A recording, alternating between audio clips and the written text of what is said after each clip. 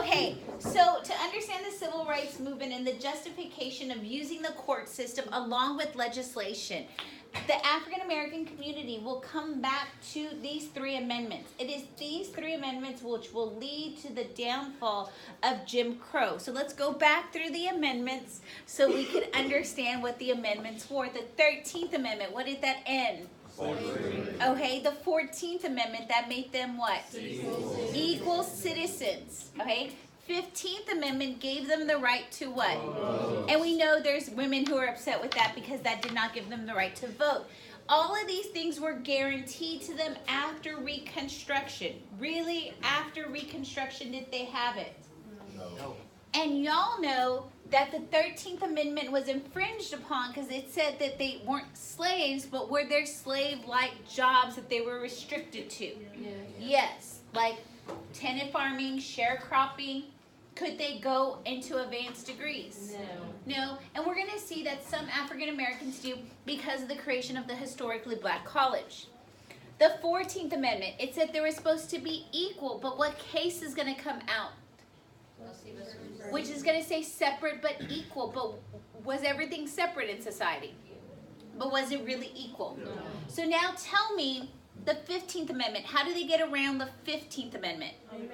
Grandfather clause, poll tax, literacy test, and intimidation, right? So this is really going to set up our civil rights movement. It is the violation of this which will lead to all of these things happening here.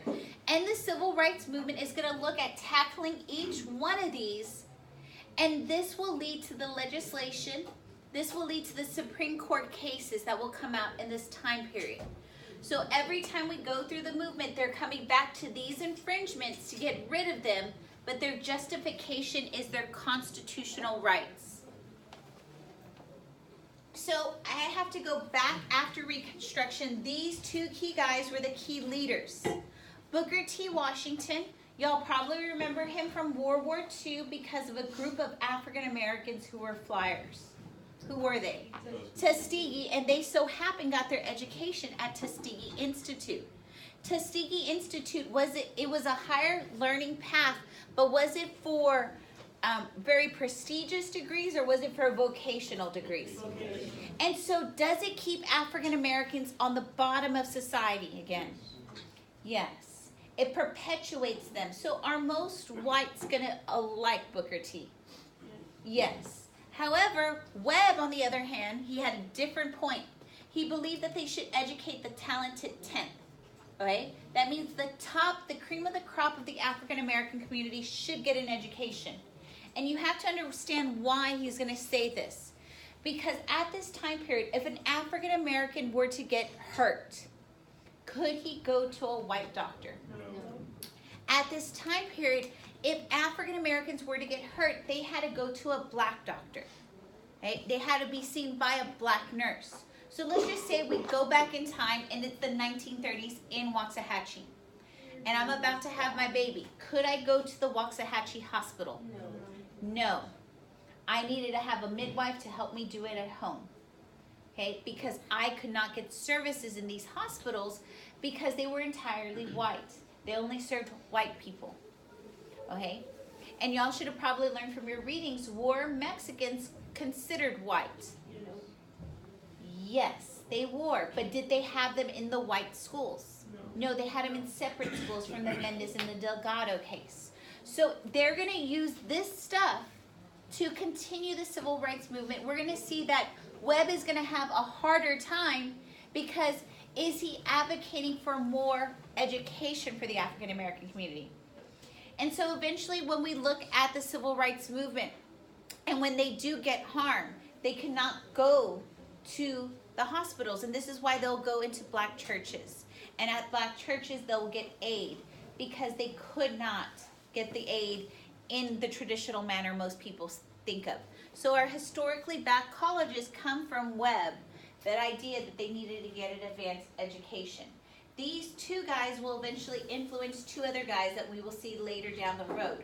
Which one was the one that was more acceptable here? Booker T, which should be similar to Martin Luther King. Which one was the one that was challenging the system and wanted immediate equality? Webb, which will be like Malcolm X later. Okay, so what we're going to realize is World War II is going to bring back the civil rights movement. And a lot of it stems from the double V campaign. Victory at home for democracy, victory abroad. The irony is, were African Americans truly equal? No. And so what's going to lead is A. Philip Randolph's going to say, okay, we're going to challenge this, and we're going to try to achieve equality here, and as well as fighting in the war. And then he says the only way to achieve equality at home was to go to the war industry. Did the war industry allow them in? So they're going to threaten a march on Washington. Does this march ever happen at this time? No, because we know, what does Roosevelt do? Order, what's the executive order? Okay, he brings out Executive Order 8802, which desegregates the war industry. A lot of you in your short answer were telling me it desegregates the military. Is that correct? No. And so this is going to lead to the first step in the civil rights movement. Once they get this, are they going to challenge inequality elsewhere?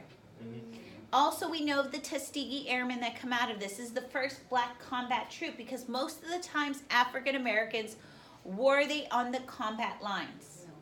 What branch of government is doing, helping the civil rights movement here? Is it the judicial, is it the executive, or is it the legislative? Executive. Okay, so then the next guy who comes in is Truman. And he's going to do Executive Order 9981 that desegregates the military, right? Is this another step on the civil rights movement? And we're going to see what branch of government is it again in enacting stuff. The executive, and they have control because he's commander-in-chief. Is this going to lead to African Americans wanting to challenge other areas of their inequality? And again, it stems from the presidency, but we know there was supposed to be one branch of government who was supposed to challenge these inequalities, which is Congress by the 14th Amendment. So this is a case you're going to get to in your reading packet. His name is Heman Sweat. He wants to go to the University of Texas Law School. But what do you think UT's law school, white or black? White. So where should he go? Somewhere else, not here. Where should he go? A historically black college in Texas that has a law school. There is none. So someone says you should go out of state. That's separate, but is it equal? No, so he's going to argue that the state of Texas should allow him to go to UT Law School. Do you think he's going to be allowed in? No. And then now, are they violating his rights by not admitting him? Yes, because according to Plessy versus Ferguson, there should be a separate facility, and it should be equal. In absence of that, he should be able to go to UT Law. We're going to see UT will resist. They will not allow him in. Are they violating his separate but equal, his 14th Amendment? So it goes to the court, and the person who is the lawyer on this case is Thurgood Marshall, which we'll see him involved in a lot of these cases, eventually Brown. It is taken up to the Supreme Court. UT has done a couple of things at this time. The first thing they said, we will create a separate law school for him. It'll be under the Capitol. He'll be the only kid there. We'll send a couple of professors over there on a rotation. They'll send some books. Is that an accreditation? Is that an accredited law school? No. So he sues because he says, yes, it's separate, but it's not what? And they said, if you wait 3 years, we'll create you a new law school in Houston. Is that separate? Yes, but is it equal? No. And so he's still going to sue, and it goes all the way up to the Supreme Court. The Supreme Court looks at this case, and what they will do is they're going to rule that the black school that they were trying to create is inherently unequal, and Sweat must be admitted into UT Law. Had they just struck down a little bit of Plessy versus Ferguson, and now chipping that away, just like they've done in Mendes and Delgado, and now this one will eventually lead to Brown, because that's what lawyers do. They use cases prior to make their argument. And so now the guy who's leading this case is Thurgood Marshall. He has seen what they've done in Mendes, where they've taken down discrimination of Mexican American children. Twice in 2 cases. Now this case. And this will thus lead us into the next case called Brown versus Board, which is the last in your reading packet. So the NAACP is going to challenge segregation in public schools because we've seen this come out that they're going to have separate but equal facilities. But when you start to look at the facilities, are the facilities separate? Yes. Are they equal? No. Okay, so it's inherent. $1 to about 40 to 60 cents a black school will get. So what is going to happen to the educational advancements of the African American community? Is it going to be on par with their white counterparts? So that's inherent. But Thurgood Marshall's going to go a little bit further. And he's going to do, I don't know if you've ever heard of the doll test before. Have you ever heard of the doll test? He's going to do a doll test on white children and black children. He's going to show them a white doll and a black doll. What do all the white kids pick? And they asked him, why did you choose the white doll? And he goes, well, the whites are treating better. It's like me. Okay, so then we go to the black children. And what do you think the black children choose? They choose the white doll. They ask them, why did they choose the white doll? Well, they see in society who's treated better.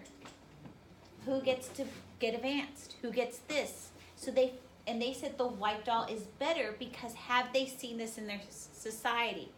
This is going to lead, this is the other thing that Thurgood Marshall argues, is he says the psychological impact of segregation has basically led to a class of people feeling inferior because of what has been established in Plessy.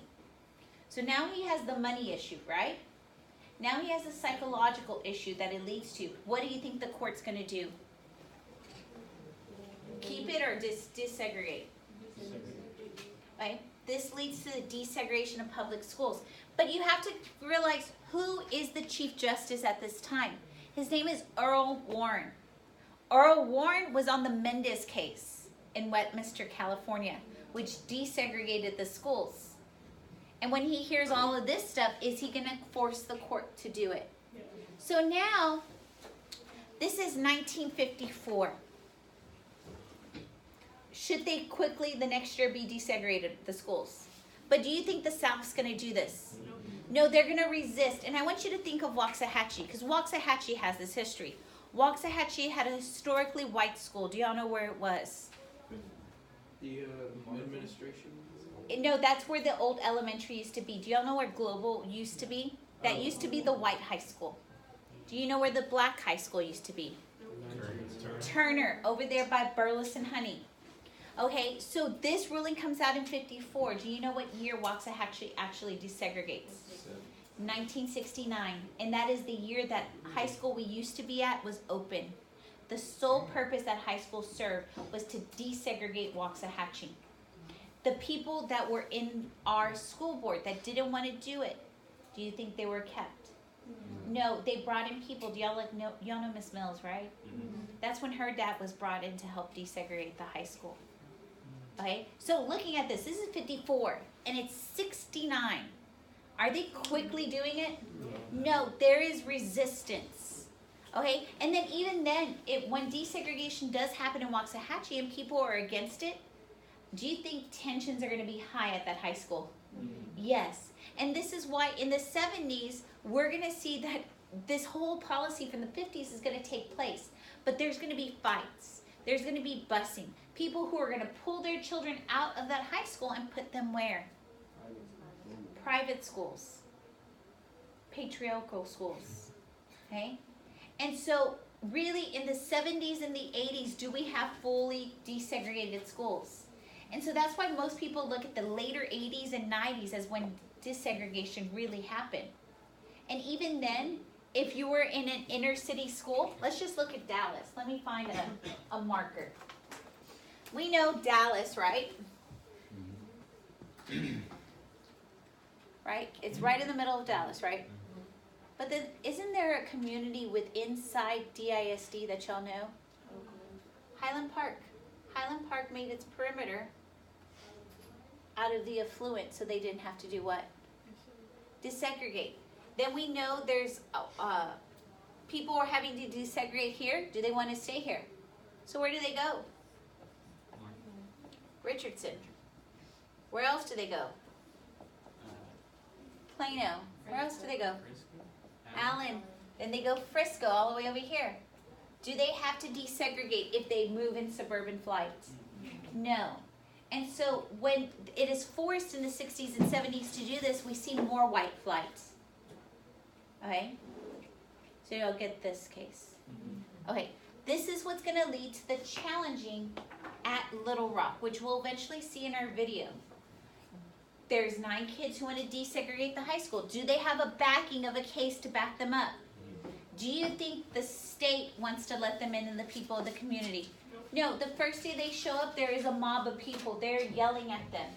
How does that look in the media? The media is going to be there capturing what is going on. Who's going to look vilified? Which people? The white people who are mobbing the African Americans, or the African Americans? The white people. And this is why the media is so important, because it is going to be sympathetic to the civil rights movement. So these kids are going to try to go in, but Orville Faubus is there with the National Guard not letting the kids in. And they're going to threaten to lynch one of the kids. If they lynch one of the kids will never go in. That they're going to do an open lynching on the TV. Do you think they're allowed to do that? So now we're faced with the problem. The state, are they following the federal government? No. Isn't this what the Civil War was fought about? The states not wanting to follow around federal legislation? Can the federal government allow for a state not to follow a federal law? No, this is exactly what the Civil War was fought about. So Eisenhower, was he pro-civil rights? Not really. Not really. But because the state is violating a federal law, does he have to step in? Because he is the executive and he needs to enforce. And this is when he's going to nationalize the troops, the Arkansas troops, and he's going to bring these troops in to let these kids go to school. Is it going to be hard to desegregate our schools in the South? The other reality is it's going to happen for a year. The kids are going to be bullied in school. Eventually, Orville Faubus will close the schools at the end of the year. He says no more school. Why do you think he closes the schools in Arkansas? So they don't have to what? Segregate. Desegregate. Exactly. So what is all the truth? What's going to happen? He desegregates. He stops it, the desegregation, so that it could calm people down, and the African Americans go white to their school, and the whites go right back to their school. Have you ever seen, and you noticed that school districts start doing boundaries, right? That all the kids are going to go to Findlay that are over here, who are going to go to Felty over here. That's what they started to do. They started to create their own little parameters. So if you go to Tyler, and on Tyler, on the east side of Tyler, that is where I think all the white people live. And on the west side of Tyler, that's where all the black people live. They made sure that those dotted lines filtered into 2 different schools so that they have to desegregate. Just like here in Waxahachie, right? They filtered those lines. They kept the black community on the black side, right? And the white community on that side. That's called de jure. It's law. But did that lead to all the African Americans living on one side? And then all of the Hispanics living on one side and all the whites living on the other side? So this de jure law about where we put the borders for schools led to de facto segregation, what we know today. People just live by cliff who are African American because that's just a matter of fact, but it stemmed from de jure segregation. Okay, so our next case deals with the Montgomery bus boycott. You have to realize that Brown versus Board is basically going to be a ticket for African Americans to start challenging segregation in other facets of their life. So Rosa, y'all all know this, right? Y'all know the story. Rosa was on the bus, right? She had to give up her seat. But what had happened is the reason why they're challenging it is just imagine this side of the class is the white end of the bus, right? Okay? And it gets full. All the seats are full. So now the next white person comes in. What must Jaden do with his seat? Give it up. And that causes that African American to what? Stand. And then more white people come up, and all of us over here who are colored people must give up our seats and stand. Is that separate? Have the buses been separated? But is it equal that their seats are given up and they have to stand? And so this is what they're challenging in the bus boycott. I want you to think, in history, have we seen boycotts before? Tell me, what era did we see the boycotts in? The American Revolution. The colonists boycotted legislation. Who did it impact? The merchants. Who did the merchants go to? Parliament, the government. What did the government do with the law? Changed it, and who won in the end? The colonists. Same storyline. They're going to boycott. Who is it going to hurt? The bus people, right? Because if you realize, African Americans are probably the people who are on these buses most of the time. And now they're not going with their money, right? So is this bus company hurting? And so this is going to impact them. Does toting the line of segregation hurt their pocketbooks? Yes. And this will eventually lead to the Supreme Court looking at this case, and they will say, look, segregation in busing is unconstitutional. Do I see the same storyline? They boycott. It hurts the business. The government comes in and takes down the law. This is the repetitive story that I saw from the American Revolution in the Civil Rights Movement. And we will see this again when I get to the Freedom Riders. Okay? The next thing, and you saw this on your study guide. The stores of this time are called Woolworth. It's like the Walmart of its time. You could go into the Woolworth, buy your clothes, buy your clothing, and then at the front of the Woolworth there is a lunch counter.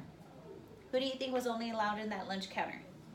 Whites, just like here at Walmart, right? We go into Walmart, do y'all see the Burger King? Only whites could be in there, okay? So many African Americans said, it's not fair that Woolworth takes my money to buy the stuff in the store, but will not take my money so I could sit at the lunch counter. And this is what's going to lead to the boycott, right? They're going to boycott them. Who is it going to hurt? Merchants, and we're going to hopefully their profits, and hopefully we see. I'm in the middle of recording. Just can we get something for Brady? He's already gone. No, I'm getting his stuff. Okay. He's taking blood. Okay. So we're going to see it's going to hurt the merchants, and eventually we're hoping that legislation comes across. What will happen is these people will go sit at the lunch counters. Do you think they're going to be accepted by society? And so what will occur is local gangs of toughs are going to come in, and they're just going to stand next to our lunch counter sitter in people. Do you think they're going to be nice to them? No. They're going to have very explicit language to them, and some of them will be hit. Who do you think is going to be there to capture it? The news. They're going to capture white people beating up on minorities. And who is the media going to force people to feel sympathetic towards? Minorities. They're like, why are they hitting them? Why are they doing this? And this is what's going to lead to greater participation of white people into the civil rights movement in another organization, which I'll call CORD later. And so they're brutally attacked. Africans are going to boycott those businesses to hurt them. That they're hopefully it will encourage desegregation. What will happen is some dining facilities will desegregate. We don't have a federal law yet. Eventually I'll get to a federal law that will do this. But some of them just take out their lunch counters. Do I have to desegregate if I don't have a lunch counter? No. Some of them will force laws, and we'll see some in Kentucky and in Tennessee, okay? But this is what's going to lead to the creation of a group called SNCC, the Student Nonviolent Coordinating Committee. These are going to be students who are going to start to challenge the everyday segregation. And they will be led by Stokely Carmichael, and he believes in nonviolence. Eventually, when all their rights have been achieved and they're not being received, they will turn to black power. Have you ever heard that phrase, in the fist pump up in the air? Stokely Carmichael will bring that about when they don't bring the change that the SNCC committee wanted. Okay, so remember when I was talking about Rosa? They said segregation cannot be in the busing industry. And what will occur is the freedom rides. They're going to try to go from Virginia to Texas in a desegregated bus. Do you think that's going to go over well? No, when they get to these small towns and there's African Americans in there, what do you think they're going to do to them? Take them out and brutally beat them. Some of the buses that have some of these kids in core will be bombed. Okay? Was there a federal law saying that the buses should be desegregated? And so this resistance, and again, we're seeing constant resistance, is what's going to attract the federal government that they need to protect the riders. And JFK is going to send Bobby Kennedy in with the marshals to protect them. Again, what branch of government am I seeing getting involved in the civil rights movement? The executive. Which one is making rules saying that you can't segregate? Judicial. What branch of government has been absent? The legislative. And I want us to think, there's a reason why they've been absent. I want you to think JFK, FDR, Truman. What political party are they? Democrat. Where does the Democratic Party in America, where is the Democratic Party prominent? South. In the South. Okay, now that JFK, Truman, and FDR have taken on civil rights, it is going to lead to a formation of a new party out of the Democrats here. What is it called? The Dixiecrats. The Dixiecrats form because they do not like the Democratic Party taking on what? Civil rights. And so this Dixiecrat, do you think it's going to stay with the Democratic Party? Eventually, when the Democrat Party takes on civil rights, these Dixiecrats will go join what party? And this is what shifts our South that used to be solidly Democratic after the Civil War to the Republican Party, because the Democratic Party has taken on civil rights. So does that flip our political thing to where we know it today? Our next issue deals with some African Americans who are trying to register to go to school. Traditionally, where have African Americans gone to school? Historically black colleges. But some of these people are World War II veterans, and they want to go to white institutions such as Ole Miss. He's going to try to register. What do you think is going to happen to the community? Are they going to be accepting of him? No. We're going to see the community encountered violent opposition when he was trying to register. Can he go to this school? We've seen some cases, Sweat and Brown, that allow him. They're not going to try to let him in. Who do you think is going to come in? What branch of government? The executive branch. They send in marshals to register him. This next case, you may remember this case with these two people, because how many of you watch Forrest Gump? Okay. And Forrest goes to the University of Alabama because he can run really fast, right? And there's a portion in the movie which we'll watch, because some of y'all are just like looking at me. I have not watched Forrest Gump. And there's a portion where they're all gathered in front of the admission office, where George Wallace is there. And James Hood and Vivian Malone are trying to register. And Forrest comes along, they're like, what's going on, what's going on? He says, the coons are trying to get in. I don't know if you know what a coon is, but it's not a good term for an African American. And Forrest doesn't take it as raccoons, right? As coons, he takes it as raccoons. He says, oh, when the raccoons get on our porch, Mama just takes a broom to them. Yeah. And he's like, no, not raccoons. Coons are trying to get into our college. And George Wallace is standing in that doorway saying that they will not come in. Is this a violation of their rights? Yes. And we're going to see that they will eventually be let in, but you need to understand this guy, George Wallace. George Wallace will eventually make a statement called segregation now, segregation tomorrow, segregation forever. Does he want to desegregate Alabama? No. And this will eventually lead to our executive branch coming in to help desegregate that school. Is this a repetitive trend? What branch of government do you keep on seeing coming in? And this will cause the Democratic Party to lose what area of America? The South. Our next thing deals with Birmingham. Birmingham and most of our southern cities have half their population black within the city. But most of the government is controlled by who? Whites. And they're going to have a march to protest because can those people get people to represent them in their government? What is hindering them? Poll tasks, literacy tests, grandfather clause. And they're going to have a march, and they're going to march through Birmingham. And when they march, there's this police commissioner. We'll eventually watch this. Bull Connor. Bull Connor's arresting all of the adults. Is that good when the adults get arrested? Because they're in jail now. And what are they losing when they're in jail? Money, so they can't do what anymore? What were they doing with their money?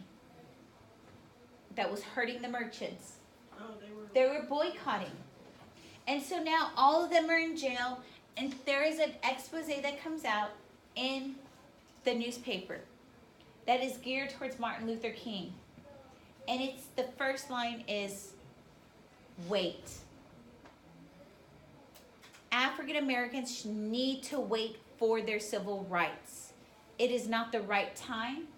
Many people are going to be harmed who are African Americans while trying to achieve. So they need to wait. Hey, I want you to think about that word wait. When your parents tell you to wait, what happens? Okay, do you wait happily? No? It never happens over here. Okay, when your parents tell you wait, you're like, God darn it. I'm being told wait, and wait means never.